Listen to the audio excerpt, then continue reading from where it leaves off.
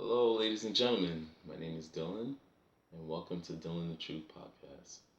If you guys are new to this channel, I would like you to subscribe to this and also hit that like button. Deeply appreciate it. This segment is about the blockbuster trade that just happened um, with the Dallas Mavericks and the Brooklyn Nets.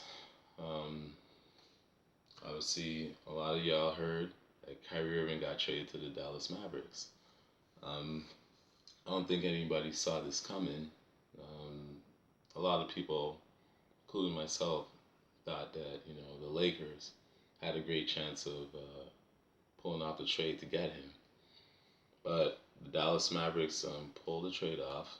So what they did was Brooklyn shipped off Kyrie Irving and Markieff Morris to Dallas Mavericks in exchange for Spencer Dinwiddie, um, Darian Finney-Smith, the 2029 first round pick, and the second rounders with the 2027 and the 2029 picks. Um, how do I feel about this trade, and who do I feel was a winner in this trade? Um, I mean, you can look at it in both ways. I would say for Dallas, I guess Luka has another closer because Kyrie Irving is known obviously for his dribbling, but also when it comes to fourth quarters, he hits the big shots. So it doesn't put too much pressure on Luka to create a shot in the end, which he's very capable of doing, but he doesn't have to worry about that. Like he has like a partner in crime that could also hit those big shots. But they're very weak on the defensive end because they gave up Finney Smith, which is their best wing defender. That will hurt them, and their depth is not that. They're not really deep as far as their bench, so I would love to see how that plays out.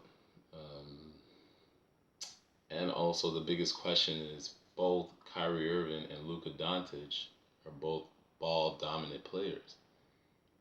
I don't know how that's going to work. It could work because, for one, Luka is very similar to LeBron James, where he is a playmaker, like a triple double type threat. Um, but the only difference is that he doesn't. This team doesn't really have like a defensive unit like how the Cleveland Cavaliers had. So that's going to be a bit of a challenge for Cleveland Cavaliers. Now for Brooklyn, they did get some decent um, pieces. I mean, Spencer Dinwiddie, he was with Brooklyn once upon a time. Um, then, sure enough, he goes back on the team. He's a pretty good scorer for a guard. And then you have Darren Finney-Smith, who's a great wing defender. He's a 3 and D type of guy. He can hit the threes and play on perimeter defense.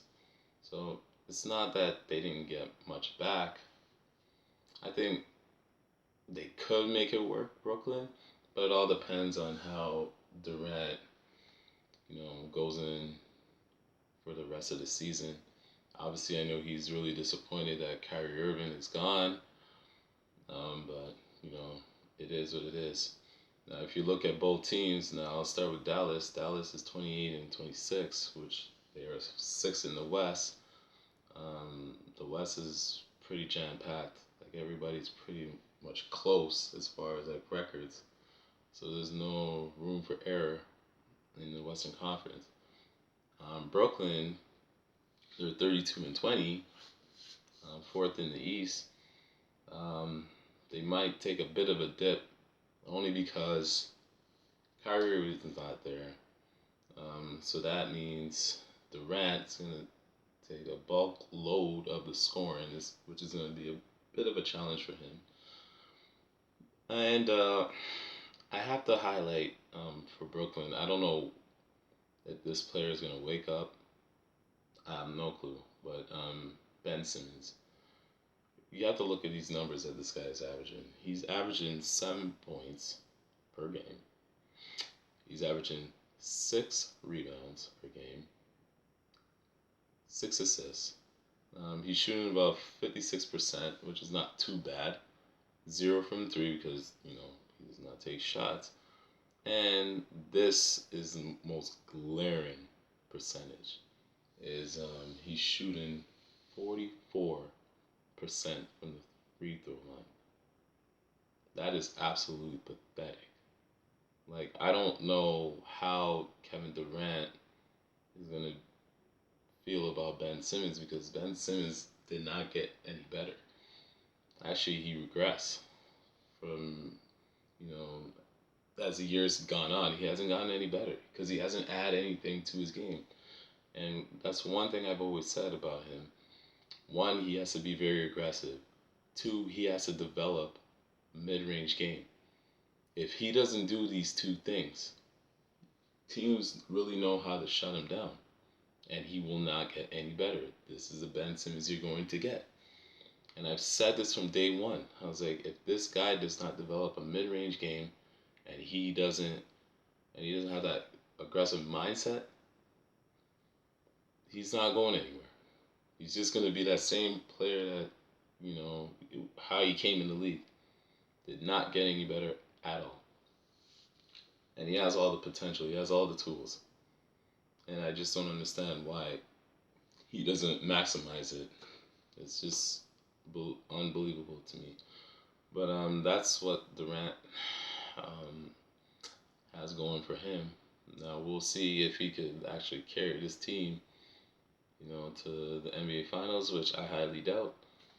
Because without Kyrie Irving, who's like your closer, it's going to be very difficult. But in the midst of all that, the trade, already we're hearing that the Phoenix Suns are trying to pursue Kevin Durant if he's available. If Kevin Durant, requests a trade, because I'm pretty sure he's not going to try to stay here after what just happened. Um, but it is what it is. But there were other teams that were, pitching an offer to Brooklyn Nets. Obviously, the most notable one is the Lakers. Um, I think the Lakers could have pulled off this trade, but I think they backed out, and the only reason why is because they wanted to put in their two young players. So not only would they have gotten Russell Westbrook and the 2 first-round picks, but they also added, or they wanted to get Max Christie and Austin Reeves. But I guess Jeannie Buss said no because they didn't want to give up the young pieces.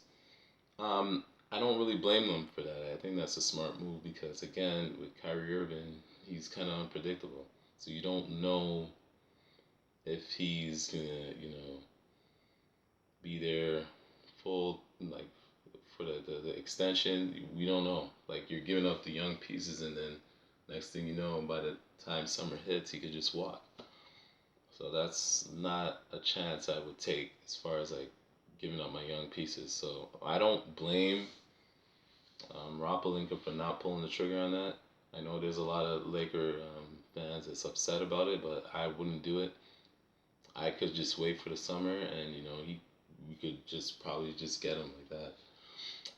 The Phoenix Suns offered Chris Paul, Jay Crowder, and picks. Um, yeah, it wasn't really a selling point because Chris Paul is like an agent star. Jay Crowder's a decent piece. Like, he's a defender. He's like a 3-and-D guy. But again, both of them are agent players, so I don't see them making that kind of trade for Kyrie Irving. It wasn't that appealing. I knew they didn't have a chance in that one. And also, the Clippers. The Clippers offered to give up Luke Kennard, Terrence Mann, future first and second round picks. I felt Clippers only were in the mix because they knew that the Lakers wanted Kyrie Irving. They're basically like copycats. Any players that Lakers are trying to go for, the Clippers always try to, stick their nose in so they could grab that player so the Lakers wouldn't be able to get him. It's what they do. They've been doing this for years. And I knew they weren't going to get Kyrie Irving because they don't have much to offer. What Brooklyn would have wanted was one of their stars and a couple of the complimentary players in the draft picks. But, obviously, Clippers weren't going to give up like one of their stars. So I knew that wasn't going to happen. It came down to Dallas and the Los Angeles Lakers. But we'll see how this pans out. In my honest opinion, I don't think Kyrie Irving will sign the extension. I think he's due. If he was to sign an extension for 2 years, I think it will be a little more than 80 million. I don't think he will sign the 2 year deal. I think he wants like a 4 year deal, and he wants a little bit more. I think the place for him would be in LA. But I think if I'm a Lakers fan, I'd be patient with this because again, you have the summer, so you could plan it out a little bit better. All he has to do is decide if he wants to re-sign with Dallas or come over to the Lakers. And if he comes over to the Lakers, it'll be a problem for next season. But as of right now, this is what it is. This season is going to be very interesting. I don't know. Like I said not too long ago, Kyrie Irving is an unpredictable player. So we don't know if he's going to resign. It's a question mark. Also, I want to add, before I leave, I feel there was a couple of reasons to why Kyrie Irving wanted to leave Brooklyn. Obviously, you guys knew what happened with the whole anti-Semitic remarks that he made.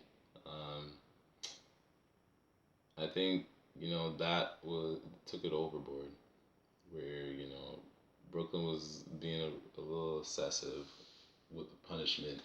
It didn't make any sense. He had to go through like a laundry list of things just to get back on the court. That contributed to that, I believe, 100%. I think that was still in the back of his mind. He will never forget it, what they put him through. Number two, I guess he was asking for an extension, and I guess whatever they were trying to offer him, he didn't like it. He didn't agree to it, so he was just like, you know what? I'm done. I'm out. And he's having a fantastic season so far. But I knew there was something going on with the management. So that was my gut feeling about that whole thing. I knew it wasn't gonna last.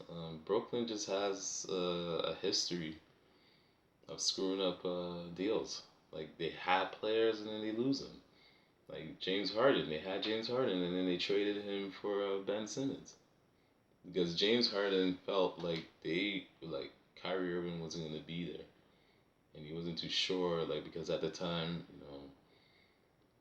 getting vaccinated was you had to it was like mandatory, so they in order for you to play. So for example, if they had to go play in Toronto, Kyrie Irving wouldn't be able to play there because he wasn't vaccinated. So James Harden felt like, you know what, he's not all in. I'm out. So they traded him. This happens with Kyrie Irving, which makes it look really bad because Kyrie Irving was the reason why Kevin Durant ended up in Brooklyn. He persuaded him to come to Brooklyn so they could form, a dynamic duo. Now Kyrie Irving's gone now. I could only imagine how Kevin Durant feels. This is going to be a very interesting season. I can't wait to see how this is going to unfold. Um, does it make Dallas better? To some degree, but I feel they'll be bounced in the second round. I don't think it's going to really change that much. They don't have much of a defensive presence, and that's what's going to hurt them. They could score with the best of them, no doubt, but if you don't play on the other end, forget it. You're not winning no championship. I don't care how talented these two are, Luka and Kyrie Irving. If you guys don't play any defense, y'all ain't winning jack. So I feel like the second round is the furthest that they could get. That's just my opinion. Um, I'll just leave it at that. I would like to thank everybody for tuning into my video. Till next time, peace.